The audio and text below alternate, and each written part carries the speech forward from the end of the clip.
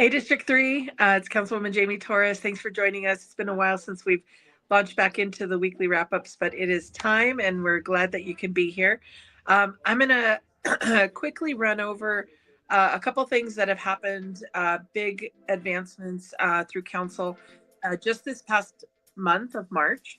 On March 2nd, we passed the Southwest Area Plan. So that was a great milestone to get that through. We'll be coming up next with a legislative rezoning package that me, Councilman Flynn, and Councilwoman Alvidrez are all sponsoring for properties that we know are ready to move forward with new plans or new guidance, and a couple areas that we want to make sure get the zoning that they needed. On March 9th, we advanced a $7.5 million loan with Archway Housing, and this is to develop and construct 150 affordable rental units at their 10th and Sheridan location. So some of folks might be familiar with the Jody Apartments on the other side of Sheridan, right behind the RTD Park and Ride location. Those are under construction. 150 rental units are underway, and really thrilled to be able to support that effort. On March 23rd, we adopted the Se Puede Day proclamation. So this is a temporary name for Denver's Cesar Chavez City holiday. We'll be working with community to bring an ordinance change forward to officially rename that holiday, and looking forward to listening to community on that effort. Alongside us, the state recently worked to rename the same holiday Farm Workers Day. That'll be for the next 2 years so that they can also do a community input process. Most recently, on March 31st, an Axon contract came before us that was ultimately passed City Council. It was a vote of 7 in favor, 6 opposed. I voted against it.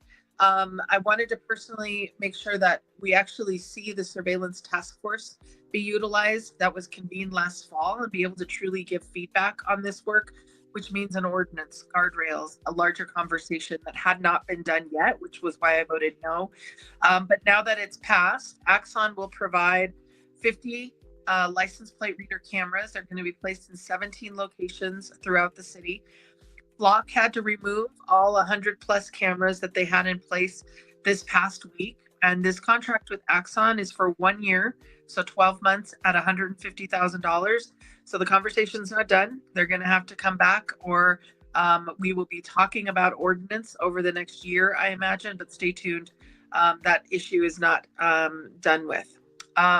What's on the horizon this week in committee? We advanced a 1-year moratorium sponsored by Councilman Watson and Cashman on data centers in Denver, so that they're convening a committee to work on new rules or policies that might need to come into place as we consider new data centers.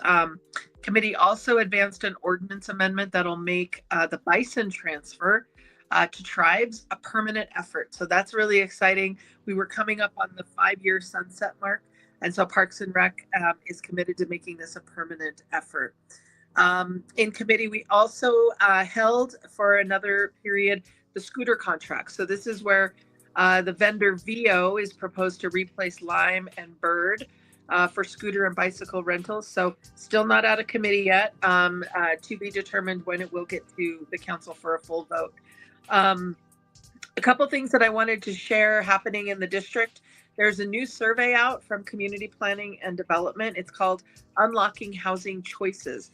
And the city wants to get your feedback on 3 main proposals. The point of this is meant to get ways to encourage development of new housing, particularly in areas where it might be zoned just for a single family or duplex or 2 units to be built. This is not inclusive of ADUs. Those are already allowed throughout the city. This is where we're talking about if there's single family zoning, allowing somebody to build a triplex, a quadplex.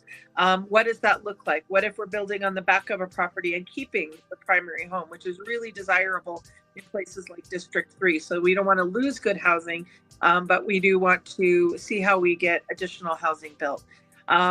It's a little complicated, though. I'll be sharing another video that explains a little bit more what those 3 alternatives are, and hoping that you are able to find the survey and get your comments in. And then on the fun side, we are at Paco Sánchez Park tomorrow on Saturday for an egg hunt. I know our DJ Cons is going to be there with a lot of community partners.